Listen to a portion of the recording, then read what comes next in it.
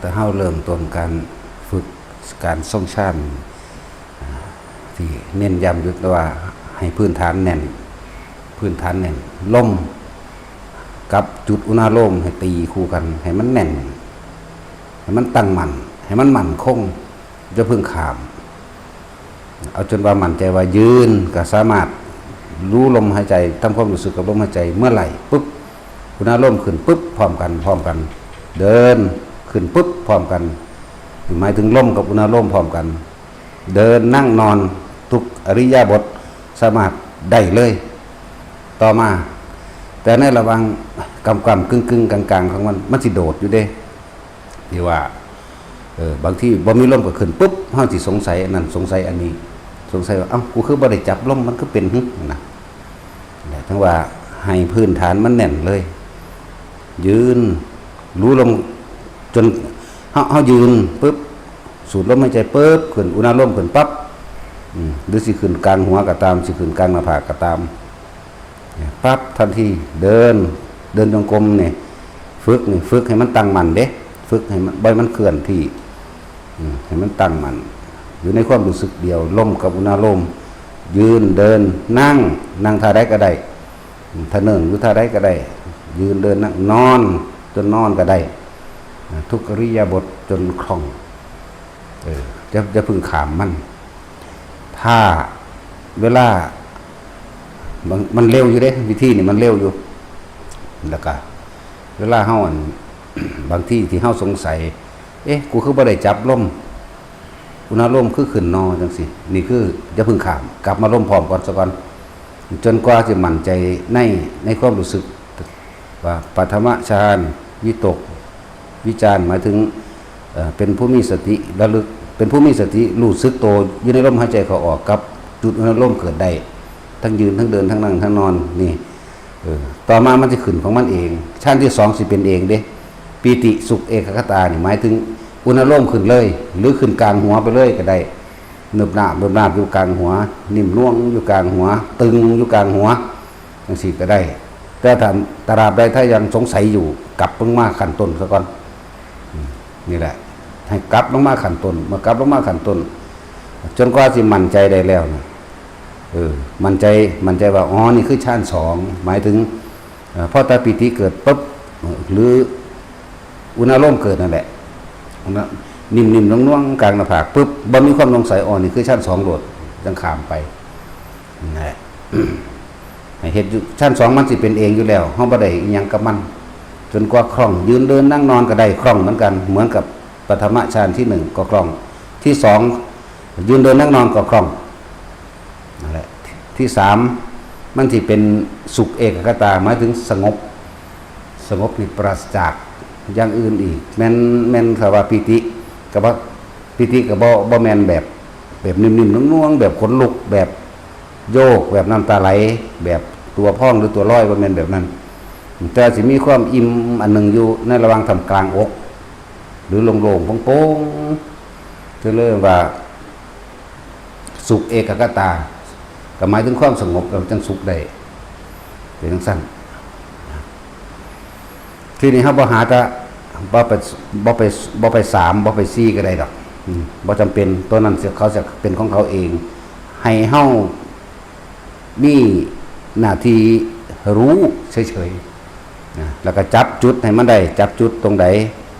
จะให้แค่อยู่ชั้นที่2หมายถึงอยู่เฉพาะอาการนิ่มน่วงกลางหน้าผากมั่งกลางหัวมั่งหน้าอกมั่ง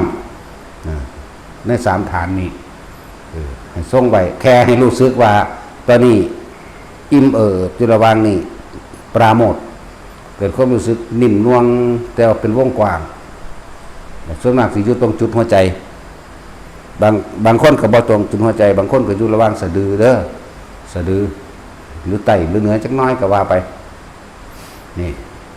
บางคนก็อยู่กลางหัวเลยบางคนก็อยู่หน้าผากบ่แม่นกลางคิ้วแล้วกลางคิ้วเป็นวิธีฝึกมันสิเกิดกลายเป็นเย็นๆเลยกระดานหน้าผากนะให้ทุกคนรักษาอยู่แค่นี้ในระหว่างวันบ่ว่าจะทำการทำงานฉันเข่าหรือเดินบิณฑบาตเนี่ยทุกคนอยู่ชั้น2อยู่ชั้น2 หมายถึงบางคนก็ขึ้นกลางหน้าผากเลยนิ่มน่วงบางคนก็บนหัวเลยก็บ่ต้องสงสัยนี่คือสองเป็นว่าปีติสุขเอกคตาแล้วล่ะเป็นสองแล้วนี่หลังจากว่าเฮาทุกคนที่นี่มันสิมีอีกอันหนึ่งสมมุติบ่สมมุติละถ้าเฮาชำนาญแล้วใน1หรือ2หรือ3แต่ว่าหลวงพ่อต้องการให้ถอยลงมาแค่ชั้น2ถอยลงมาจะไป3จะไป4มันกลุ่มไปมันก็ไปดอกเพราะว่าสิ่งเหล่านี้มันสิเป็นเองบ่มีเจตนาบ่มีการคิดให้ไปเป็นเองเฮามีหน้าที่รู้สึกตัวแล้วก็ถ้าสิเว้าถามเฮามีหน้าที่รู้สึกตัวว่าอ๋ออันนี้1อันนี้2อันนี้3อันนี้4ซื่อๆเด้อันที่4มันว่างอยู่แล้วบ่ต้องว่าไปให้มันเฮามีหน้าที่รู้ว่า1รู้ว่า2รู้ว่า3รู้ว่า4นั่นแหละแต่ว่าให้ทุกคนเน้นย้ำอยู่ตรงที่2แล้วเฮามันสิมีปรากฏการณ์อันประหลาดเกิดขึ้นดอกถ้าเฮานิ่งจนชำนาญแล้วบางทีเฮาสิเห็นรูปเปรียบหรือรูปซ้อนไหมหมายถึงรูปซ้อนของบุคคลนั้นๆบางทีเฮาสิเห็นเปื่อยๆเด้คนเป็นๆนี่แหละว่าเฮาไปบิณฑบาตเนาะหรือบ่บินก็ตามแต่เฮาทรงอยู่2ตลอดสิปรากฏเป็นรูปซ้อนคนไหมคนตอนนั้นมีจิตใจโลภเฮาสิเห็นได้ว่าเป็นเปรต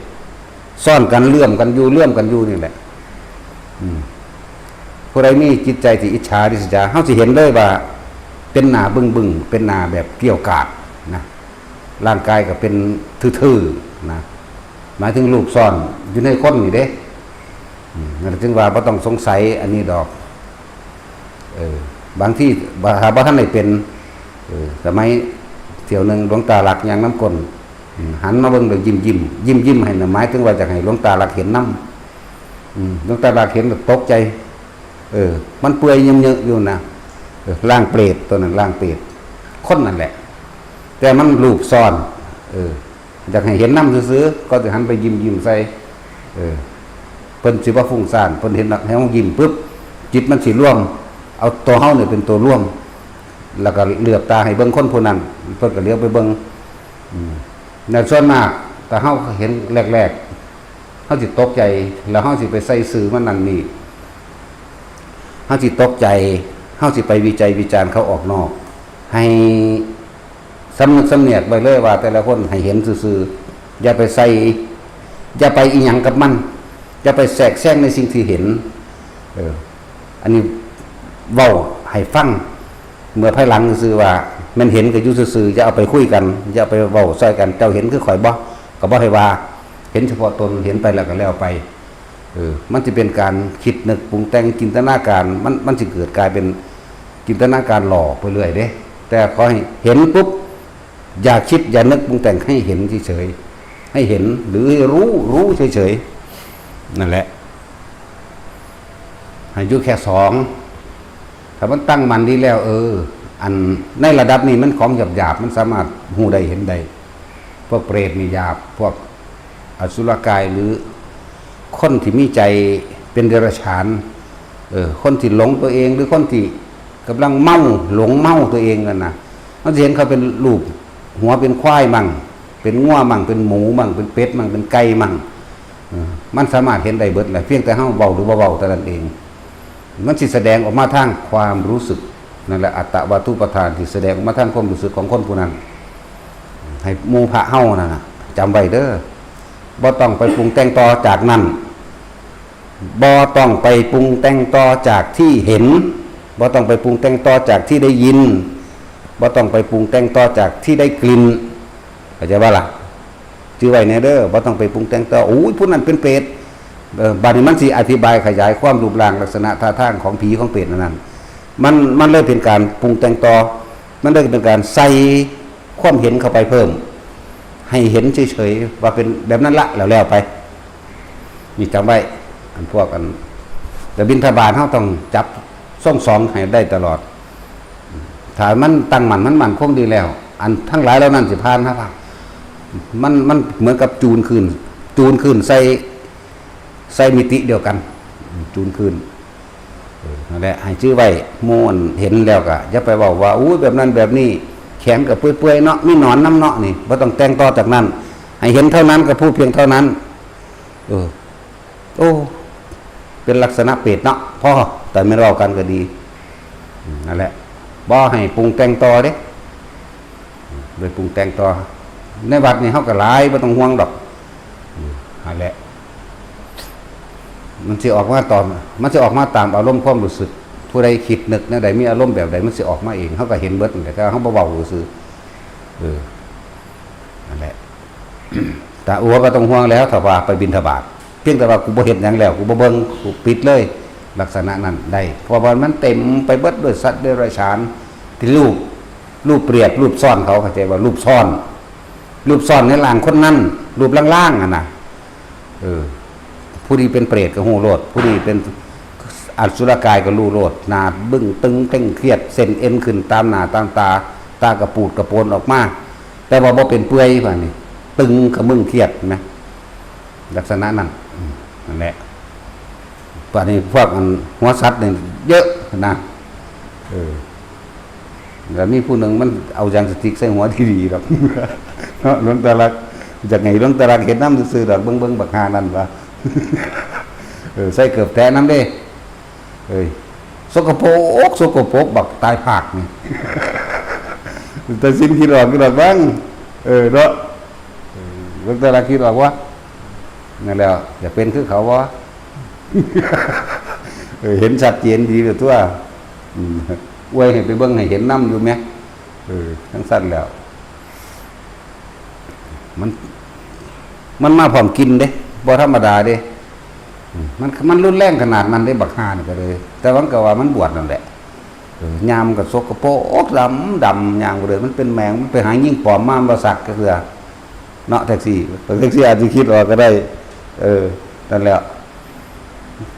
ใส่เกือบแตะ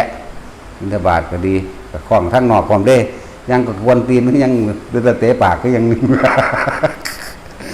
เดือดกับกวนพอเข้าอีกได้โอ้ยกูถีบจักบาทซะรอบบ้างแต่อย่างว่าถ้าละเมื่อกับพิษกันก็เขาบกโกเถียงกันก็เขาบกโกเขาก็ได้เลยสัตว์สั่นเขาบกโกกันได้ไอ้เหี้ยสั่นมึงจะไปได้เหี้ยเดี๋ยวว่ามันบ่แม่นมันเลยนั่นไปอีกนั่นแหละพูดถึงว่าคนที่ส่งได้ในสองมันสิเขาจะเห็นรูปซ่อนในตัวเองแหละแต่ว่าประเภทเดรัจฉานนี่ทั่วตลาดเลยอาจจะเห็นเป็นรูปเปรียบเป็นคือนั่งฝ่านั่งเทวดาบ่มีเลยไหมบ่มีเลยโอ้ธรรมดาสมกับพุทธเจ้าเพิ่นเว้าไว้เบิดอีหลีเด้แบบคนตายแล้วส่วนมากไปอบายนั่นแม้นก็เหมือนกันหัวเป็นเป็ดหัวเป็นไก่หัวเป็นหมาหลายหัวเป็นหมาพวกมักเฮาพวกอิจฉาริษยาเขาพวกว่อแว่ๆแม้มีหยังเกิดขึ้นบ่ได้ใส่นั่งกันโลดนายหัวเป็นหมานี่หลายหัวเป็นหมาหัวเป็นปลาหัวเป็นงัวหัวเป็นควายเป็นเป็ดเป็นไก่เยอะเป็นวันนี้ก็เพิ่นก็ปนไปก็เป็นเปรตก็เป็นลักษณะอสุรกายที่บ่แม่นตัวเปื่อยบ่แม่นหน้าเปื่อยบ่แม่นร่างกายเปื่อยแต่ว่าเป็นมึนตึงเส้นเอ็นขึ้นแตกปูดปนนะเข้าใจว่าแท็กซี่มึงเข้าใจว่ามึงเคยเห็นบ่เคยเป็นอยู่ใครแน่เนี่ยจากอายคนเด้อพวกนี้ลักษณะนั้นโดยภายนอกมันหายากอยู่ดอกที่สิเป็นรูปเทียมเทวดาหุ่มใบในวัดพ่อเห็นอยู่ในวัดนะนั่นแหละ คนที่ตั้งใจสละตัวเองเพื่อประโยชน์ผู้อื่นอย่างเช่นคือว่านั่นแหละคือคนส่วนมากคือขาผู้อื่นเพื่อตัวเองแต่คนพวกนี้ขาความเห็นแก่ตัวของตัวเองเพื่อผู้อื่นได้ต่อสิมันจะเป็นรูปเทวดารูปเทพซ่อนในกายเขาเองดอกตัวจริงขี้ร้ายดอกคืออีเกียนี่ ตัวจริงโลภล่างหยาบคืออีเกียดังวีกนี่แหละแต่ว่าตัวรูปซ่อนทั้งในงามพวกนี้คนพวกนี้บ่เรียกร้องอีหยังไม่เรียกร้องไม่มีปัญหาบ่เคยเรียกร้องบ่เคยมีปัญหาอีหยังบ่เคยอยากคุ้มหยังบ่เคยอยากสนใจหยังกูซ้ำมีชีวิตอยู่ซ้ำมีกำลังแรงกายสิ่งใดที่เป็นประโยชน์ได้เฮ็ดพวกนี้บ่ได้เกี่ยงกับไผบ่ได้สนกับไผอันใดที่ถูกกระทบกระแทกมาหนีพวกนี้หนีไปหาสิ่งที่มันเป็นประโยชน์เทขยะเกียหมาเผาขยะ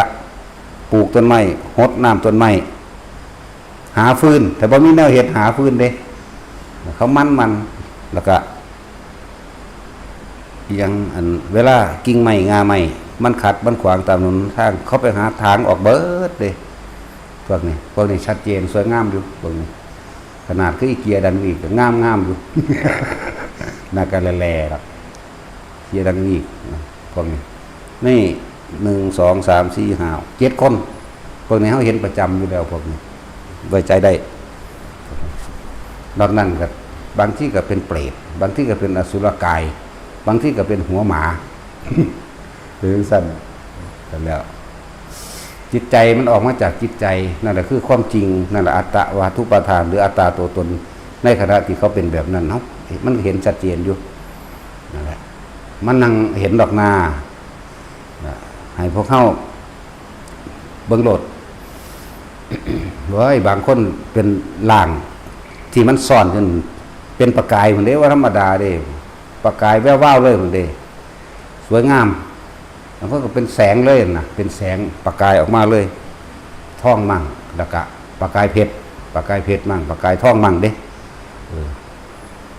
อะไรพวกนี้รูปที่เทียมในตัวของเขาเองนะเป็นเทวดาพวกมื้อนี้แต่ก็สวยงามเบิดบ่ได้ขี่ไล่ก็ตัวนี้เด้ ตัวนี้จักแม่นอีหยังบ่ แต่ว่าเฮานั่นแหละจังว่าผู้ใดฆ่าตัวเองหมายถึงฆ่าความเห็นแก่ตัวในตัวเองได้ โดยบ่มีข้อแม้ใดๆทั้งสิ้นตัวจริงมันจะเป็นจังซั่นถ้าเขาตายตอนนั้นก็บ่ต่ำกว่าดุสิตพวกนี้ไม่ต่ำกว่าเพราะว่าคนที่เสียสละเพื่อผู้อื่นได้โดยไม่หวังสิ่งใดตอบแทนบ่มีปัญหาบ่ละแคะระคายบ่สงสัยบ่จับผิดบ่สนกับไผผู้ที่มีหน้าที่เฮ็ดอย่างเดียวย่านแต่บ่ได้เฮ็ดลักษณะพวกนี้สิพี่สวยงามพวกนี้ไม่ต่ำกว่าพวกนี้เขาพอหยังคนที่ทำเพื่อผู้อื่นได้โดยบ่หวังสิ่งใดตอบแทนจิตมันอิ่มตุสิเนี่ยแปลว่าอิ่มเป็นผู้มีความอิ่มเบิกบานในการทำประโยชน์เพื่อผู้อื่นมันสิอิ่มจิตพวกนี้สิอิ่มมันเลยออกมาสวยงามพวกนั้นนะแต่อีกพวกนึงเป็นแสงประกายออกมานะครับตั้งหากจิตขณะนั้นเป็นพรหมมั่งลงมาถ้าลงมาก็เป็นอิ่มแบบดุสิตนั่นแหละเป็นอิ่มไม่ใช่สิวางได้เว้ยเนาะมันบ่เคยเห็นเนาะแท็กซี่มึงเคยเห็นบ่อยู่ในวัดเฮานี่พวกสิเป็นประกายเห็นบ่นั่นแหละเห็นแต่ว่าอย่าบ่ต้องไปใส่ปรุงแต่งใดๆทั้งสิ้นเข้าใจบ่ล่ะบ่ต้องไปปรุงแต่งต่อเด้เห็นก็เห็นแต่เฮาแล้วไปโลดเด้อมันสิไปจินตนาการออกสว่างเป็นประกายพึกอยู่ธรรมดาเนาะก็มีแต่อยู่ทางนอกมีแต่ผีเนาะ อยู่ในนี่ยังว่าเทวดาก็มีพรหมก็มีผีเปรตก็มีหมาก็มีหลายอย่างนั่นแหละให้รักษาความเป็นปกติของเจ้าของไว้พวกนี้ก็เลยใน6-7 คนเคยเห็นนั่นใดก็เห็นไปนั่นบ่จำเป็นต้องมาเรียกร้องใดๆหรือว่าต้องมาตำหนิครูบาอาจารย์แม่นตำหนิแล้วครูบาอาจารย์ก็บ่ต่ำลงแล้วก็บ่สูงขึ้นเพิ่นก็อยู่ซ้ำเก่าอย่าเรียกร้องอย่าเอาใดๆทั้งสิ้นพวกนี้สวยงามแล้วถือว่าเป็นปกติแล้วก็รักษาระยะการเวลาต่างๆเป็นเครื่องพิสูจน์ระยะทางพิสูจน์มาการเวลาพิสูจน์คนพวกนี้รักษาความเป็นปกติได้เป็นผู้มีจิตเป็นความอิ่มบ่เรียกร้องบ่หวั่นไหวยอมได้พวกนี้นั่นแหละจังสิเอิ้นว่า ฆ่าตัวเองเพื่อผู้อื่นได้ฆ่าความเห็นแก่ตัวความคิดใดๆในการที่แสดงความเห็นไปในทางที่เสนอแนะหรืออยากเป็นผู้นำบ่มีสำหรับเขาพวกนี้นั่นแหละพวกนี้เขาก็ของเขาก็เห็นอยู่นะเขาก็บอกไปตามเขาเห็นนี่นะ รักษา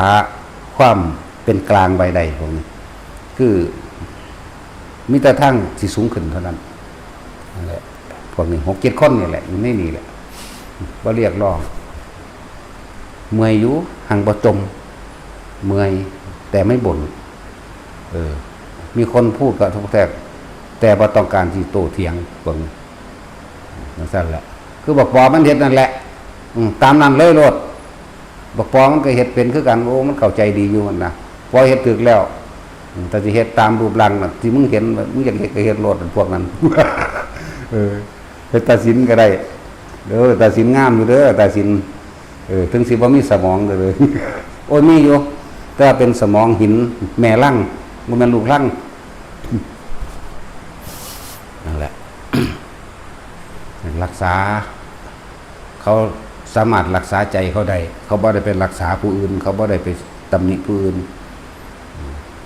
พระเฮากะบ่ต้องไปอิหยังมากเอาแค่2แล้วมันสิปรากฏหลายอันหลายอย่างให้เฮาฮู้เฮาเห็นเองดอกแต่ว่าอย่าปรุงแต่งต่อเด้สมมุติว่ามีผู้หนึ่งอยากเข้าใจเฮาอธิบายจนเฮาปรุงแต่งต่อนี่หยุดเอาแค่ว่าเปรตเด้วางสิกับพ่อจากบ่ล่ะอสุรกายเด้ก็เอาแค่คือหลวงพ่ออธิบายเมื่อกี้อสุรกายเป็นแบบใดเป็นลักษณะหน้าตึงๆเครียดเป็นลักษณะมีเส้นเอ็นขึ้นตามหน้าตามตาขึ้นตามสมองขึ้นตามหน้าผากจังซี่นะหน้าแตกๆแห้งๆอ่ะนะโอ้ยศูนย์ซะเนาะบัด แต่สินก็เห็นวักโอ้ยตายแล้วปานเนี่ยย่านผีอยู่แล้วเนาะอยู่ใกล้ๆเจ้าแล้วผีอยู่จักว่าล่ะแล้วแต่จะไปเห็นนั้นจะสิว่าเป็นบ้าบ่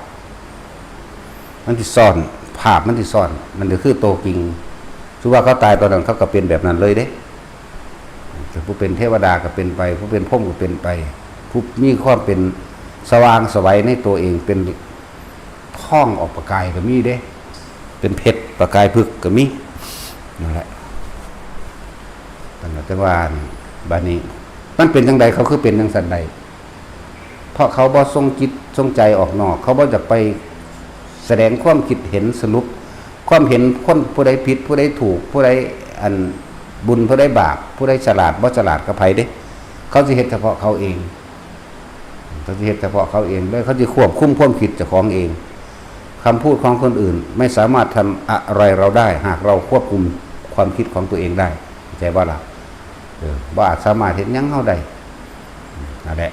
ส่วนพวกวับวับแวบนี่ก็เอาแล้วแต่สูแม่นบ่ล่ะถูกใจก็ดีไปแต่หลง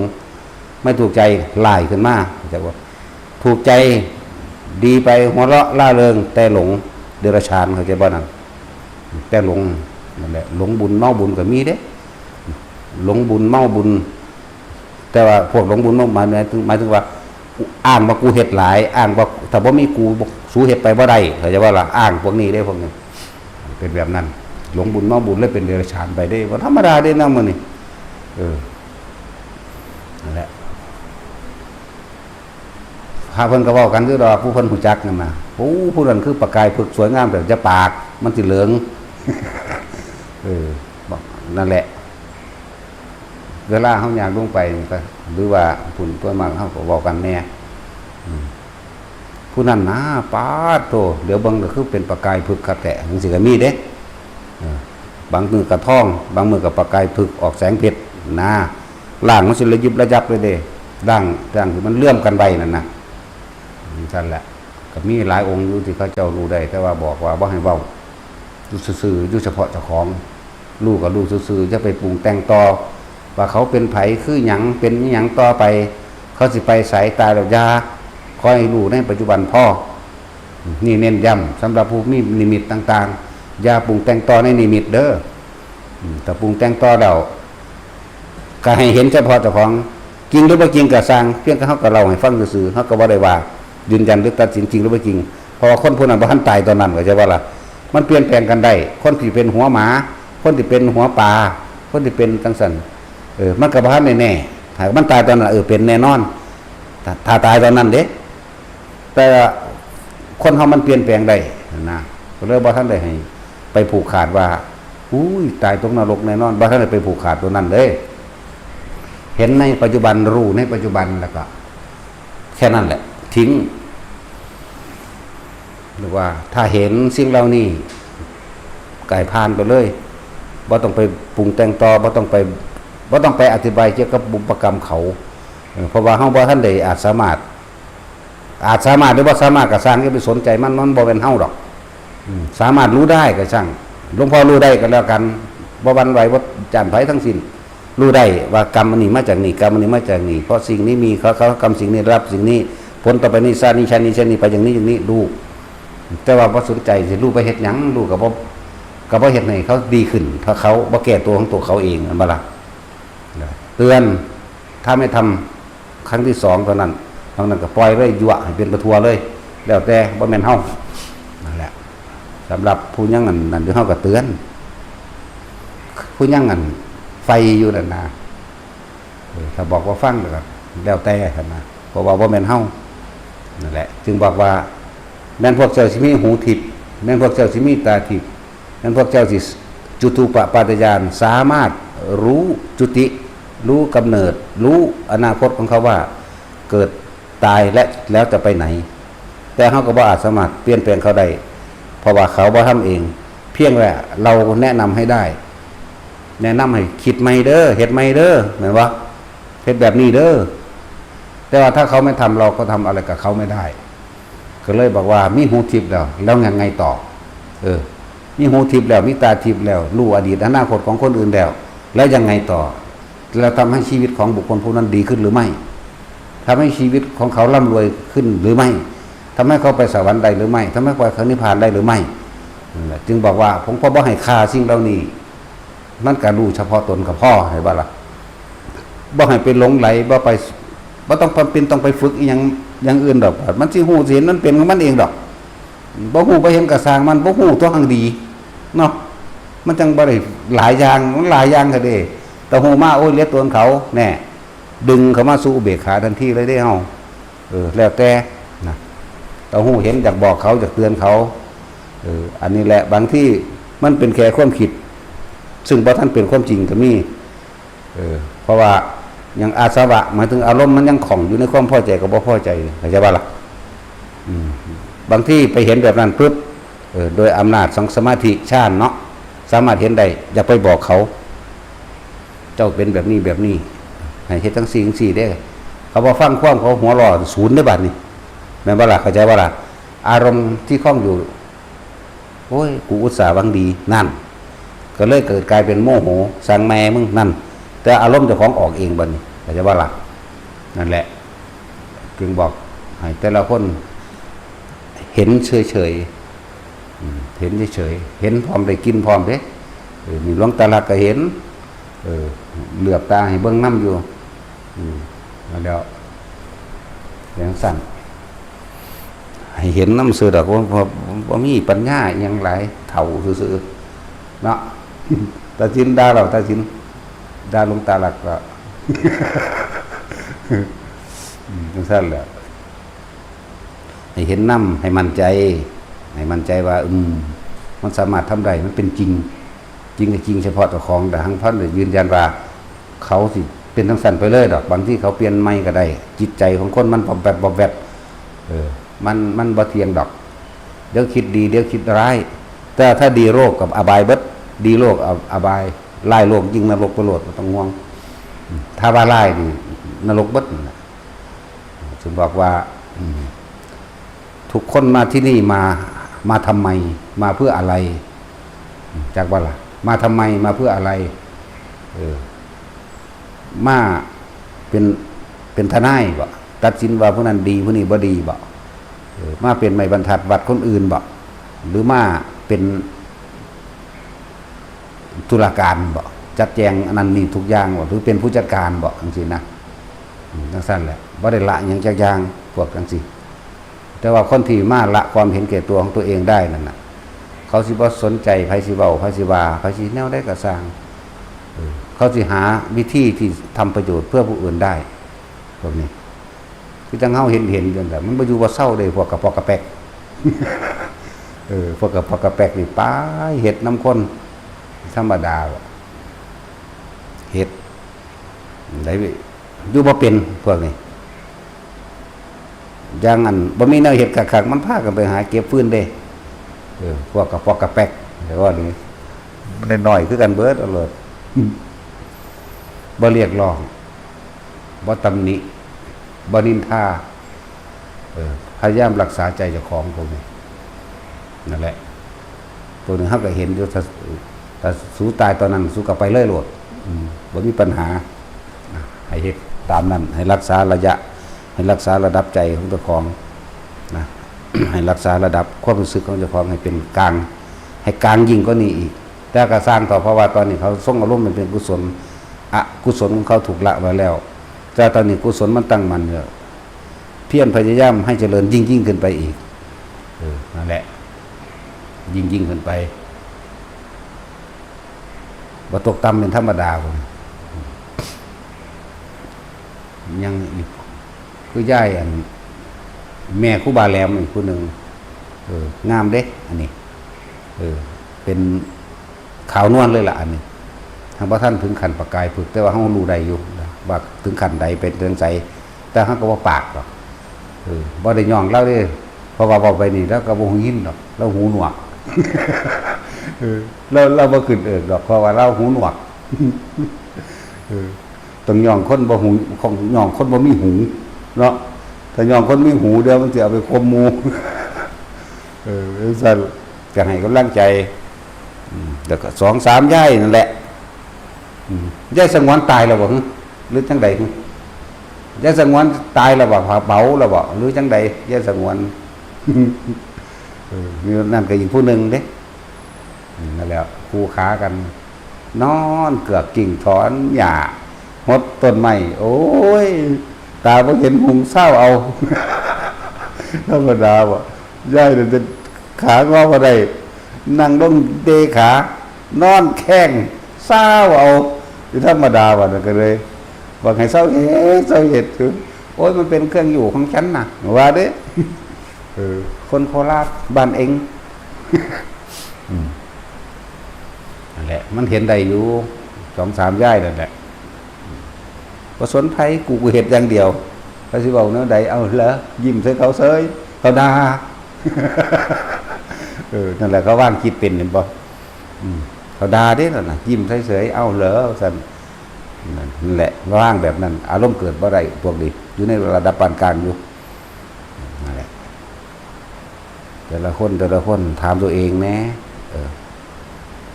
จังซั่นน่ะจะไปหาวิจัยวิจารณ์ผู้ใดเดี๋ยวยืนยันตัดสินกับไผพวกเขาพวกอันกระปอกกระแปกนี่มันบ่เว้าพื้นผู้ใดเป็นเด้มีหยังเฮ็ดมันก็เฮ็ดไปตามภาษามันเด้พวกนี้เป็นโลดบ่สูญหายก็แล้วกันหน้านั้นปรารถนาสิทิ่มทุกอย่างในศาสตร์นี่ก็ได้ทั้งนั้นพวกนี้นั่นแหละมันมาถูกจุดมันมาถูกทางของมันแล้วครับเราทำเพื่อปล่อยเราทำเพื่อวางเราไม่ได้ทำเพื่อเอาเด้อยิ่งก็นี่อีกปล่อยออกแม้กระทั่งกุศลก็บ่เอาเลยล่ะบัดนี้เพราะว่าอกุศลเขาละได้เด็ดขาดแล้วเพราะใน6-7คนนี่7เด็ดขาดแล้วบ่มีอกุศลเขามาแทรกได้แม้จะมีคำกล่าวตู่ใส่ร้ายแม้จะมีคนเว้าแม้ขณะหลวงพ่อก็ด่าอยู่ตลอดเด้บ่ได้ย่องจักเทื่ออีหน้าแหละโลดเด้ อีปุ่งโลดแล้วอีแหลมอีจันแหลมอีอันซิ่งวิ่งมื้อนี้เขาก็บ่มีความน้อยใจของเขาเด้ดีใจหัวเสยเด้จังซั่นแล้วเขาบ่มีความผิดหยังแต่ว่าด่าหนักๆเขาก็ยิ้มเฉยอยู่เด้สู้จนหีเขี้ยวอ่ะโอ้ยหาวแทลนอยากได้ผัวอยากเซิงหีขึ้นบะนี่เขาหัวว่าซั่นเด้นั่นแหละมันไปกระทบเขาอยู่บ่นั่นแหละจังซั่นแหละเฮาก็ฮู้ก็เห็นเฮาสิทดสอบไปเรื่อยพวกนี้ สั่นใน6-7คนเขานั่นแหละกับพ่อกับแพทย์รุ่นเดียวกันใส่เดียวกันสิไล่คือกันปั๊บสิไล่คือกันเบิดพอกันมันไปต้องกันโอ้นั่นแหละธาตุดีก็ไล่เข้าสู่ธาตุดีธาตุเสียก็ย่อมเข้าสู่ธาตุเสียธาตุเสียธาตุเว้าพื้นคนธาตุแบบว่าใจยังว้อยว้ายก็สิไล่เข้าสู่ธาตุเสียธาตุรู้เข้าสู่ธาตุรู้ธาตุบ่รู้ก็เข้าสู่ธาตุบ่รู้เด้คือสั่นแหละถูกต้องแล้วแหละธรรมะจัดสรรสิแยกของมันเองโดยที่บ่ต้องแล้วก็บ่มีผู้ใดควบคุมเขาได้เขาเป็นตัวของเขาเองพร้อมเขาฟังความหลวงพ่อว่าส่งอารมณ์เป็นกุศลหรือเอาธรรมอันเป็นกุศลเป็นไงเขาบ่หวั่นไหวเขาเฮ็ดไปของเขาพวกนี้เฮ็ดไปโลดเฮ็ดไปตายนั่นแหละบ่ได้เฮ็ดไปอย่างอื่นดอกเนาะตัดสินเฮ็ดไปก็เฮ็ดไปซ้ำตายนั่นแหละพระเฮาเวลาออกบิณฑบาตให้ส่งอยู่2เอาเด้ออยู่บางองค์ก็อยู่หน้าผากบางองค์ก็อยู่บนหัวบางองค์ก็อยู่ทำกลางอกท้องก็แล้วแต่ได้ทั้งนั้นองค์ใดว่าท่านได้เป็นจะไปเย่อยิงเด้จะไปหาทำท่าอมพุ่มเด้มันบ่มีพุ่มให้อมดอกแต่ว่าบ่เป็นก็บอกเขาเจ้าว่าผมบ่ทันได้เป็นได้สอนผมแน่โลดอย่าไปอยากอายอย่าไปเข้าใจว่าเจ้าของเป็นแล้วเก่งแล้วความรู้จำนำเขามาเว้าความนั้นความนี้นั่นน่ะมันเป็นแค่แนวทางซื่อๆเด้เว้าหยังขึ้นตัดเขาเจ้าว่ารู้เบิดนั่นแหละมันบ่รู้จักหยังเฮ็ดซึ้งลึงเฮ็ดคือบ่รู้จักหยังเลยแหมคือเขาเว้าให้เฮาตะกี้ล่ะเห็นบ่งกงักไปเฮ็ดว่าบ่จักหยังเด้มาฮู้มาภายหลังนั่นน่ะเพียงได้ระบาดนี่ก็คือเก่าล่ะเฮาก็เลยเฮาก็เป็นคือเก่าแหละเป็นบ่รู้หยังคือเก่าล่ะนั่นแหละคนที่แสดงตัวเองว่าตัวเองเรียนจบสูงมั่งว่าตัวเองเป็นนั่นเป็นนี่มั่งนั่นคือคนบ่รู้จักก็ล่ะคือเขาว่าเฮาน่ะอ่านบาลีก็บ่ออกเฮ้ยจะเป็นเกกิเขาว่าหันบ่ล่ะจักกี้ว่ากี้แล้วมึงกับกูจักไผแล้วก็ในเมื่อมันเปิดเผยแล้วก็เปิดทันตัวเนาะเห็นบ่ล่ะเป็นน้ำพ่อใหญ่อันนั้นแหละไปเปิดไว้แกได้ปอท่อ6ก็เป็นเนตรหมุนเด้อซั่นแน่อันผู้ใหญ่ๆก็ได้ปอท่อ3นึงแน่เนาะอยากอายเฮาได้บัดนี้เนาะเห็นบ่หรือบ่อายก็บ่ฮู้จักดอกว่าเพราะว่าเฮาก็บ่มีความอายเฮาบ่มีความอยากอายยังเป็นเด้พอด่าคนก็ด่าโลดเนาะพอได้อีหาอีหยังมีเบิดนั่นแหละเว้ากับมวลสุภาพเรียบร้อยอีกแล้วว่าแท็กซี่เว้าแต่ความจริงเด้บ่โกหก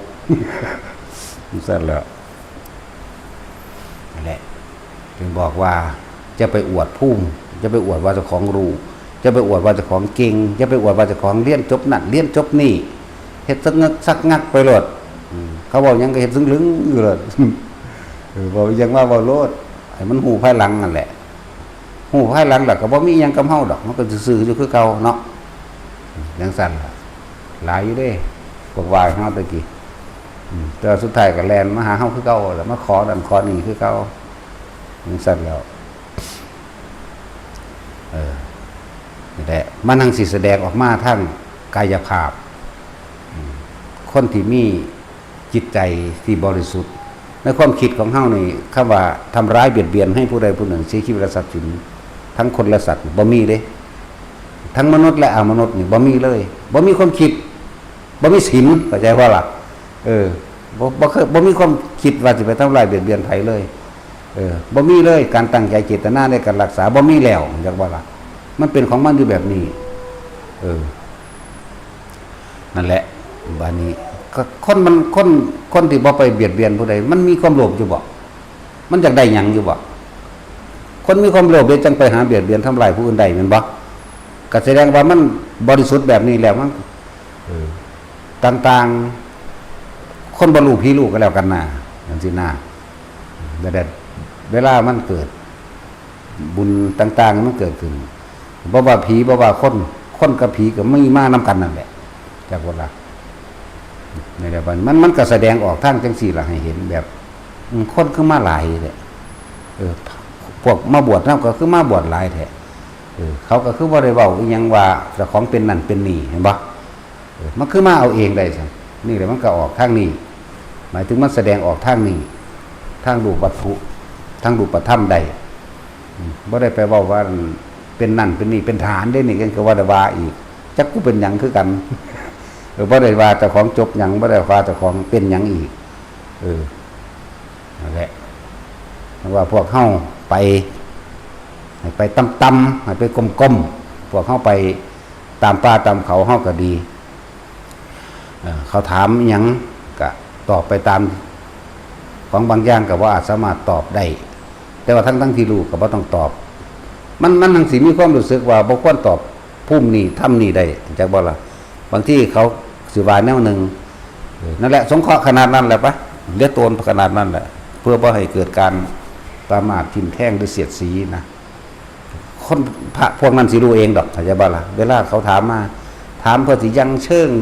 ถามเพื่อสิอวดภูมิหรือคมมันฮู้อยู่เด้ก็เฮ็ดเป็นบ่จักหยังโลดสงบสงเงกไปโลดนั่นแหละง่ายดีจะอวดแต่การขู่ทำให้ศัตรูรู้ความพร้อมการอวดนี่การอวดโดยที่ตัวเองบ่ได้เป็นจริงคนจริงเขาบ่อวดคนอวดบ่จริงมันบ่ได้เอิ้นว่าการขู่ทำให้ศัตรูรู้ความเหมือนกับอวดภูมิแต่ว่าเวลาถึงของจริงมากแก้ปัญหาบ่ได้พวกนี้เอาคมซื่อๆมันว่านั่นแหละเลยว่าบ่ต้องไปว่าเจ้าของจบหยังเด้อภาษาใบประกาศมันสิมีหีแมงหยังฟาดทิ่มประกาศซื่อๆจังคือหลวงพ่อเคยเว้าไว้นั่นแหละจบปริญญาแล้วจังใดเฮ็ดให้ผู้ใดมีชีวิตดีขึ้นเฮ็ดให้คนเป็นเศรษฐีขึ้นบ่เฮ็ดให้เขาเศร้าป่วยได้บ่แต่ของจบปริญญาตรีโทเอกนี่เป็นนายร้อยนายพันนายพลบ่แล้วจังใดอีกเฮ็ดให้คนอื่นบ่เก็บบ่ปวดบ่ป่วยได้บ่นั่นบ่นั่นแล้วอันนี้เป็นโสดาสิกขานั่นทางแล้วเลยจะไปเว้าจังว่าล่ะเป็นอรหันต์บ่เป็นแล้วจังใดอีกถ้าว่าเจ้าเป็นอรหันต์เจ้าห้ามความเจ็บความปวดความป่วยผู้อื่นได้บ่เห็นบ่เจ้าเอาสวรรค์นิพพานให้คนอื่นได้บ่เจ้าบรรลุธรรมให้เขาได้บ่คือบอกว่าตำหนิเขาเราเฮ็ดหยังได้นั่นบ่ซั่นคือพวกเขาเว้าอยู่เรื่อยๆนั่นแหละอันนั้นผิดอันนั้นถูกว่าเจ้าของรู้น่ะนะว่าแล้วก็ไปว่าผู้นั้นผิดแต่ก็ไปว่าผู้นี้ถูกแล้วยังไงต่อถ้าตัวเองนั่นสามารถเฮ็ดให้คนอื่นไปนิพพานได้บ่บรรลุนิพพานให้เขาได้บ่ชื่อไว้เด้อไว้ก็ดีจะไปแสะกับไผอยู่ซื่อๆโลดให้เขาแสะมาซะก่อนเฮาจังมาเว้ารวบเอาที่หลังก็ได้หรอกเนาะเว้าซื่อๆได้ล่ะทั้งเสียก็ด่าโคตรพ่อโคตรแม่มันอยู่โคตรปู่โคตรย่าโคตรตาโคตรยายเบิดโคตรนั่นแหละนั่นแหละเน้นย้ำหมู่พระสงฆ์เฮาให้อยู่โดยปกติคือชาติ2ท่าน2คือบางคนก็อยู่กับอาการนิ่มนวลบนหน้าผากปีติสุขเอกคตามัน2อยู่แล้วแต่ว่าเฮาให้รู้จักคำว่าจุดเดียวก็บ่แม่นว่าสิมาตั้งอยู่หน้าผากได้เด้อคำว่าจุดทำความรู้สึกที่เป็นหนึ่งความรู้สึกที่เป็นหนึ่งรู้สึกเดียวนั่นแหละหน้าผากมั่งกลางหัวก็รู้สึกเดียวมั่งกลางอกก็รู้สึกเดียวมั่งถึงแม้ว่าอาการอย่างอื่นจะพาหมายถึงว่าแทรกซ้อนขึ้นมามันแทรกซ้อนอยู่ดิบางที่เฮาอยู่ในความรู้สึกนิ่มนวลกลางหน้าผากขนลุกวืดขึ้นมาอย่าไปสนใจตัวขนลุกเข้าใจว่าล่ะบอกหลายเทื่อเด้อันพวกผ่านอาการปิติบ่ได้นี่ถามอยู่เรื่อยๆโอ้ยมึงบ่มีสมองหยังบ่เนาะบ่จำบ่นะเกิดขึ้นจากหยังครับจังซี่โอ้ยมันบ่ฟังบ่ว่าให้หยุดเหตุจังว่าล่ะนั่นตัวสงสัยนั่นแหละตัวอยากหาเหตุตัวอยากสงสัยนั่นแหละนั่นแหละตัวเฮ็ดให้บ่อาจสามารถเฮ็ดจิตสงบได้หรือบ่ผ่านนิวรณ์แปลว่ากังวลอยากรู้ตรงนั้นตรงนี้จังซั่นบ่ต้องไปสงสัยว่าเกิดขึ้นจากหยังแล้วก็บ่ต้องไปสนใจว่าร้ายหรือดีผีหรือคนผิดหรือถูกให้จับความรู้สึกเดียวอยู่หน้าผากบางคนที่มีความรู้สึกเดียวอยู่กลางหัวบางคนมีความรู้สึกเดียวอยู่กลางอกก็ให้จับความรู้สึกเดียวบ่ต้องไปใส่สื่ออย่างอื่นขนลุกแทรกซ้อนวืดวาด หรือร่างกายโยกหน้าโยกหลังโยกซ้ายโยกขวาเวียงเฮาก็ใส่ความรู้สึกหยุดมันได้อยู่แล้ว แต่ว่าต้องไปสนใจหาเหตุผลอีหยังกับมันให้หยุดเหตุหยุดคำว่าหยุดเหตุคืออย่าไปหาสาเหตุว่าคือหยังนะแม้กระทั่งการเห็นก็เหมือนกันอย่าไปสนใจว่าคือผีคือเปรตหรือเป็นญาติกูบนอเขามาโมทนาบุญบ่แต่ว่าเป็นผีเป็นเปรตก็ดีว่าล่ะถ้าเป็นเทวดาก็บ่ต้องไปสนใจสิดีใจอีหยังแต่เฮาสิเปรียบเทียบอย่างง่ายๆนวงอยู่หน้าผากหรือบนหัวกระสานเหมือนกับเฮาเห็นต้นไม้นั่นแหละเข้าใจว่าล่ะเหมือนกับเฮาเห็นเสาไฟมั้ยเสาไฟต้นไม้ทุกต้นคิดน้ำทุกต้นอยู่บ่คิดออกอยู่บ่แท็กซี่มึงบ่ได้คิดน้ำจากต้นแม่นบ่แล้วมึงกังวลกับต้นไม้ที่มึงเห็นบ่ก็บ่เสาไฟก็เหมือนกันเหมือนกับเฮาเห็นเสาไฟเหมือนกับเฮาเห็นต้นไม้เฮาบ่ได้สนใจสิ่งนี้น้อมนำเข้ามาคิดเลยเรื่องต้นไม้เรื่องเสาไฟคนก็เหมือนกันเนี่ยให้เทียบเทียบแบบนี้เทียบให้เข้าใจคนหลายๆเฮาก็บ่คิดนำจากคนเลยนี่แหมเฮาสิทุกข์นำเขาอยู่บ่มีบ่แม่นบ่แน่ก็กลางก็ว่างมันจึงสั่นตัวสัตว์ก็เหมือนกันเมื่อก็เทียบเอาหลายๆนั่นด้วยบอกส่วนนู้นแนวหลายเนาะสิบอกไปฮอดกี่โปมฮอดกี่หลีดพุ่นบ่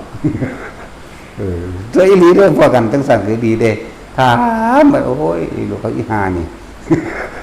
ถามเอาซอกแซกเข้าไปจนว่ากระต่อยอดเอาเองนี่แหละเนาะผมงั้นสิไปบอกบัดสุอันนั่นแหละ จับความรู้สึกตัวณจุดใดจุดหนึ่งนิ่มๆนวลๆบนหน้าผากหรือบนหัวบางครั้งก็หน้าตึงแบบนี้เป็นคือให้ไตบ่ล่ะเหมือนกับให้ไตไหมกับแม่งใหม่ไตเนี่ยบางคนก็เอามือลูบออกลูบแล้วลูบกับลูบแต่ว่าจะปรุงแต่งต่อว่าคือหยังเด้ลูบกับลูบมันเป็นธรรมดาบางคนก็เป็นหลังนั่งอยู่นี่นั่งท่าใดก็ได้เด้อเหมือนร่างกายตัวเองนี่ยืดขึ้นเด้ให้จับจุดเดียวจื้อไว้เด้อหมู่สงฆ์เฮาจับจุดเดียวอยู่หน้าผากนี่ยืดก็รู้ว่ายืดอย่าไปยืดตามมันรู้ว่ามันเป็นแบบนั้นรู้ว่าโอ้เป็นสูงขึ้นแล้วอย่างก็แล้วแต่ก็คือรู้ไปกับมันรู้ว่ามันหดลงมั่งรู้ว่ามันวูบลงดิ่งลงข้างล่างมั่งก็รู้อย่าไปหาสาเหตุเข้าใจว่าอย่าหาสาเหตุมันก็นั่งขมออยู่เก่าตัวร่างกายอันนี้เข้าใจบ่ล่ะเดินจงกรมก็เหมือนกันบางที่ทางจงกรมคอยสูงขึ้นเหมือนกับเฮาเดินอยู่ระหว่างก่อนสิฟ้าพุ่นเด้ที่จริงอันเลื่อมตาอยู่อันนึงอันจักสิอันใดเลื่อมตากันแน่ดอก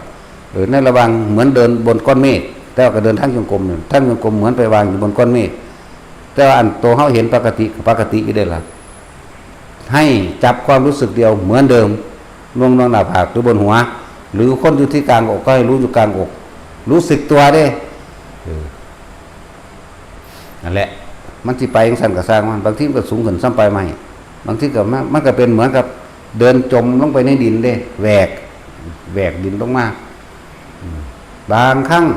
เวลามันเป็นแบบนั้นคนหลอกหนังเข้าใจบ่คนหลอกหนังบ่มีหนังในตัวเลยแต่ว่าเป็นเลือดเต็มสะอยู่ตาก็บักใหญ่โมโลเด้คนบ่มีหนังมันตาใหญ่เด้ซ้ำกำปั้นเด้โมโลอยู่พลึบลงมาสิคือเฮาก็เห็นเฮาก็ย่างไปย่างมาสมัยแรกเริ่มต้นแรกที่เฮาเห็นเฮาก็อุทิศบุญเด้รู้จักว่าล่ะตกล้อได้ล่ะรู้จักว่านี่นั่นแหละส่งออกนอกนั่นแหละคือเพิ่นส่งจิตนอกก็ดีอุทิศบุญแล้วอิเมนาบุญจักเมนะอุปชัยยะคุณอุตราจาริโยสันยังบ่เศร้ามาหลวงตาก็ด่าแล้วโอ้ยอิมหน้าเก่งโหแม่งบ่สิได้แดกว่าเพิ่นว่านั่นแหละแต่ที่2เฮ็ดใหม่แต่ที่3ที่4ที่5บ่สนใจเลยไปนั่นแหละจึงบอกว่าเฮาฝึกทำให้มากทำให้บ่อยเดี๋ยวก็ชินกับเหตุการณ์ต่างๆที่มันเกิดขึ้นชินกับเหตุการณ์ต่างๆโอ้มันก็หลายอย่างเนาะชินกับการเห็นอันผีชินกับการเห็นสัตว์ประหลาดต่างๆสัตว์ชินกับการเห็นร่างกายที่เน่าเปื่อยชินกับการเห็นร่างกายที่หน้าตะบึงตึงเป็นเส้นเอ็นแตกเส้นตาของขวางพวกนี้ชินกับการเห็นเหมือนเทวดาชินกับการเห็นลูกเทวดาชินกับการเห็นมูนาคครุฑคนทันกุมพันหลายๆอย่างที่ใช่มันชินแต่มันชินแบบมันสิช้าเฉยเองดอก จึงบอกว่าทุกคนฝึกไปเรื่อยเถอะแล้วก็เวลามันเกิดนั่นขึ้นก็จะนำเข้ามาใส่ใจให้เหมือนกับเราเห็นต้นไม้ทุกต้นเห็นเสาไฟทุกเสาแม้นสิ่งนั้นจะเป็นรูปเปรียบอันน่าเกลียดน่ากลัวรูปอสุรกายบ่รูปเปรตบ่ได้ทั้งกลิ่นพร้อมเด้หรือจะเป็นรูปเทวดาใส่สบายมั่งหรือใส่อิหยังที่เกี่ยวกับคือมงกุฎมั่งก็บ่ต้องไปสนใจใส่มันแม้นพระสงฆ์องค์เจ้าอันเป็นแม้นเพิ่นสิเว้าว่าเราคืออานนท์เราคือโมคคัลลาเราคืออันนั้นนี่ก็สร้างอย่าไปฟังจะไปใส่จอใจอย่าไปคิดตามเด้แม้นเป็นพระพุทธเจ้าก็สร้างอย่านำเข้ามาว่าจริงว่าจังมันสิหลงเว้าไปนำได้บัดนี่เว้าผู้เดียวได้บัดนี่เนาะหลวงตาหลักเว้าผู้เดียวเด้นี่ถือฟ้ามือแน่จังเศร้าโอ้ยพอแต่พุทธเจ้ามั่นลุกขยายขึ้นนั่งคุบเขาไหวระบาดนี่โอ้ยพระเจ้าข้าสันโอ้ยพระเจ้าข้าพวกนึงเขาปีนต้นไม้เลยจากว่าสิปีนหลังคาบ่จะปีนหลังคาได้ยางเคิบข้าพวกข้าพระเจ้าเหาะแล้วเบ็ดลงไปเด้เป็นมีอยู่เด้พวกขึ้นหลังคาสิเหาะอีกผู้นึงขึ้นต้นตาลแล้วโอ้ยเราจะมันยากผู้ไปน้ำแหมงดอกขึ้นต้นตาลก็มีได้เลยสิมันขึ้นไปได้จังได้นะยังเต็งหนึ่งว่าสันเต็งสองเต็งสามก็ยกมือขึ้นเราจะเหาะแล้วสันเบ็ดปะหนึ่งบ่เป็นอย่างเด็กแต่โอ้ยเนาะก็มันยากเนาะมันตายมันกูเขาจะว่ากูขามันดีกว่าว่ามีเบ็ดแนวหมดนี่นั่นแหละแม้นเห็นลูกไฟดวงไฟสิเป็นแดงก็เขาว่าแดงก็บ่แม่นแดงเป็ดเลดจังว่าล่ะบ่แม่นแดงแบบนั่นน่ะแดงสมๆมาก็สร้างอย่าไปสนใจแม้นสิเป็นประกายพุทธก็อย่าสนใจให้เห็นซื่อแม้นจะเป็นดุจดังว่าอีเกิ้งแปลว่าดวงจันทร์ก็ตามจะไปสนใจบางที่ก็เป็นขาวนวลสวยงามนิ่มก็อย่าคิดปรุงแต่งไหมเห็นอยู่ซื่อบางที่ก็เป็นประกายผุวาบมาดิหลายอย่างเขียวก็มีเหลืองก็มีดุจดังอัมพันธ์ก็มีเราไม่ได้สนใจคำว่าบ่สนใจคืออย่านำเข้ามาคิดว่าคืออะไรเป็นอะไรพอของบางอย่างแต่มันหัวมันเป็นนั่นเป็นนี่แหละแล้วมันจังไดต่อมันเฮ็ดให้เฮาบรรลุเลยบ่หรือมันเฮ็ดให้เฮาตกต่ำเลยบ่มันบ่ล่ะ มันหลายอย่างอยู่เด้อันเพราะว่ารู้ว่าเห็นแนวมื้อนี้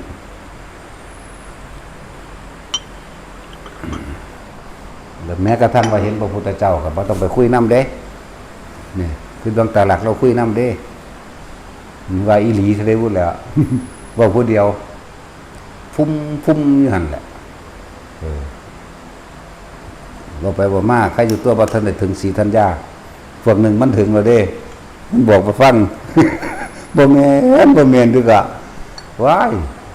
เห็นแล้วอาจารย์บ่เห็นคือผมว่าเด้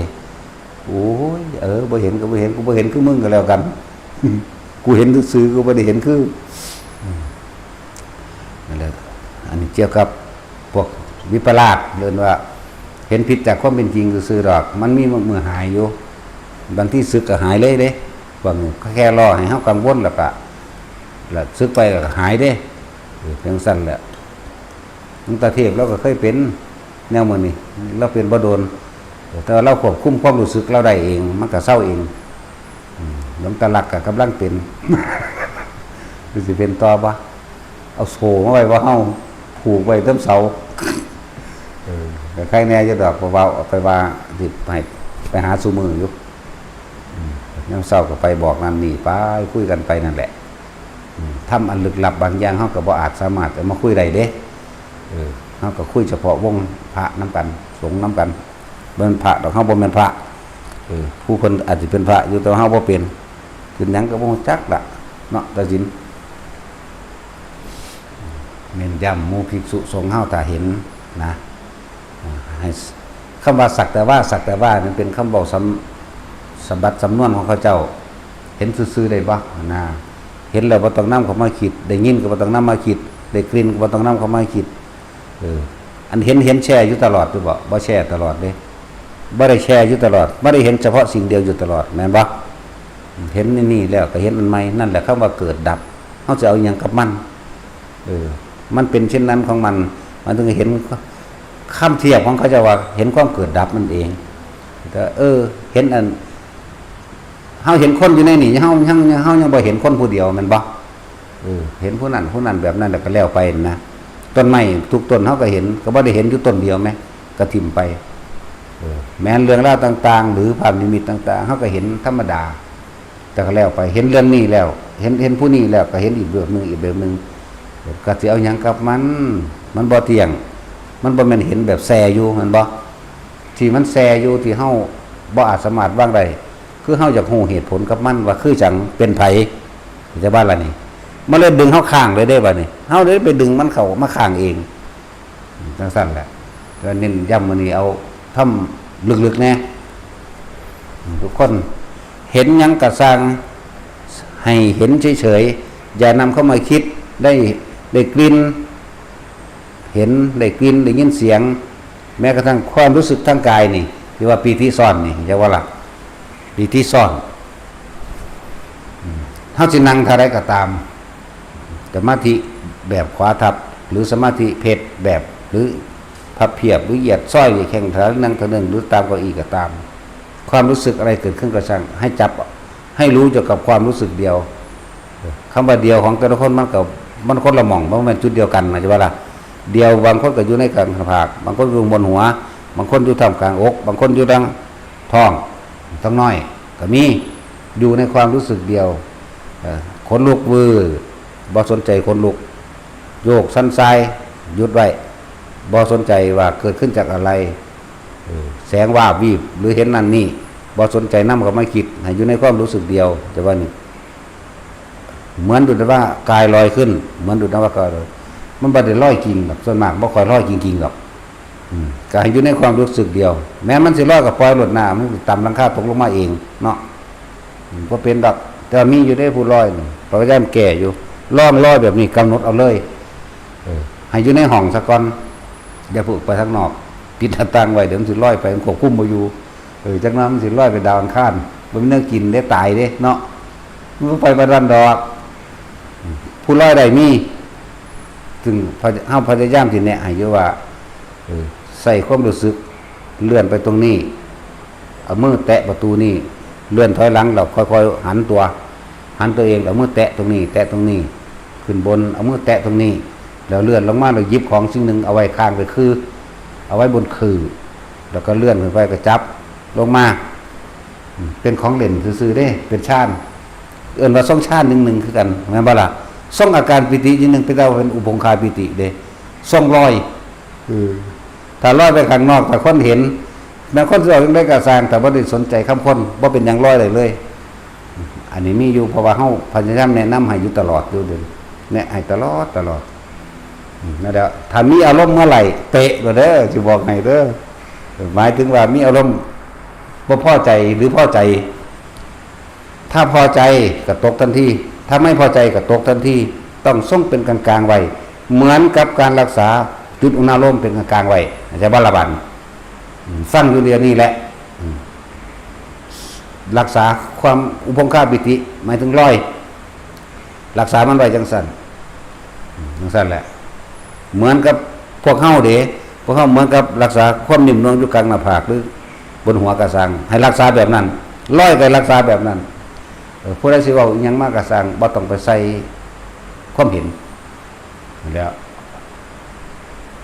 บางที่ก็บอกว่าให้ออกข้างนอกคือดอกให้ลอยไปตามปลายไม้ยอดไม้ซะก่อน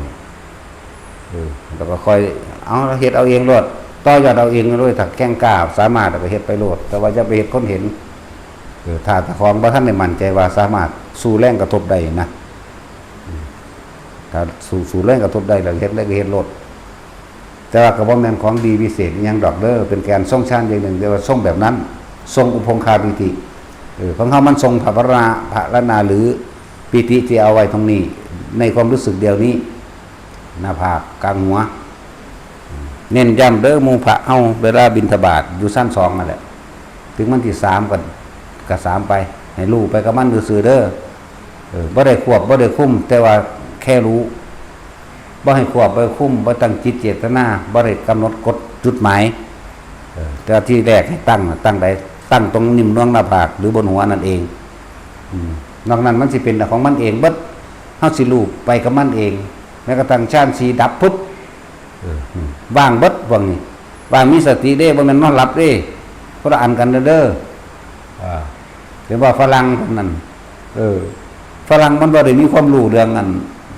ฌานเรื่องอันธรรมเนาะภาวนาพุทโธไปพุทโธไปร่างกายหายพี่มันหายเลยตกใจตัวมันออกมาต้องตกใจเนาะหายไปมันคิดห่วงลูกเมียเด้เป็นว่ามันเฮ็ดในเรื่องครอบครัวซั่นอย่าลืมเมียอย่าลืมครอบครัวตกใจบัดนี้แล้วย่านฉันไม่ชอบแบบนี้เพิ่นว่าอุ้ยเฮาก็เว้าบ่ได้เนาะก็ไปหาผู้เพิ่นเว้าได้พุ่นตัวเฮาก็บ่มีหยังแล้วดิสิอะตุบๆแล้ว นี่มันจะเป็นนิ่มๆหนุ่มๆแบบนี้แล้วมีแต่อะตุบๆแล้วเฮาพอไปว่าไว้บักหานึงผมแฮงคือบ่รู้เรื่องตัวด่าเขาเสยตั้งแต่เจ้าของบ่รู้เรื่องนั่นแหละฌานสีเวลามันเข้ากับอัปปนาสมาธิคนละอย่างกันเด้เอาฝึกไปสักก่อนบ่ต้องไปเว้าสูงปานนั้นเอาแค่1กับ2มันได้สักก่อนเนาะเอาแค่2นั่นแหละตอนนั้นก็แค่สังเกตความเป็นเองของมันอย่างที่เพิ่นอย่างที่ว่าเฮามีหน้าที่รู้เฉยๆเพราะจิตเขาจะเป็นเองจิตกับผู้รู้กับจิตมันจะรู้ของมันเองแต่ว่าตัวกำกับจิตคือสติของเฮานั่นน่ะแค่รู้เฉยๆบ่ต้องไปใส่ซื่อมันเว้าบ่เบิดเด้แต่ถ้ามันเว้าบ่เบิดดอกเพราะว่ามันหลายในอาการของแต่ละคนน่ะนะในความรู้สึกทางกายนี่สิเป็นเนื้อกระตุกสิเป็นมือสะบัดหรือช็อตเจ้าของก็มีเด้ ว่าแต่ช็อตผู้อื่นได้ช็อตเจ้าของก็ช็อตเด้สปากเปียกเข้ารถก็มีจังซั่นแหละก็บ่ต้องไปตกใจหาสาเหตุอิหยังของมันอย่างซั่นมันบ่ช็อตอยู่ตลอดดอกเว้ยเนาะถ้ามันช็อตแห้งปานนั้นก็จับหลอดไฟฟ้าโลดจังบ่ได้เปลืองไฟจังบ่ได้เสียเงินค่าไฟเนาะและอันนี้ให้ทุกคนไปแตกแขนงเอาเองหรือว่าไปต่อยอดเอาเองเด้อหมู่สงฆ์เฮารักษาความรู้สึกในกายไว้ความรู้สึกในกายไว้จิต1.1ในความรู้สึกที่เป็น1ทำความรู้สึกอยู่ในกายเซนส์หมายถึงความรู้สึกที่อยู่ในกายระหว่างกลางคิ้วก็ได้กลางหัวก็ได้แล้วแต่มันจะเป็นไปนั่นแหละแต่บ่ต้องบังคับว่าให้อยู่ตรงนั้นตรงนี้และที่สุดของเซนส์มันจะโผล่ออกมาเอง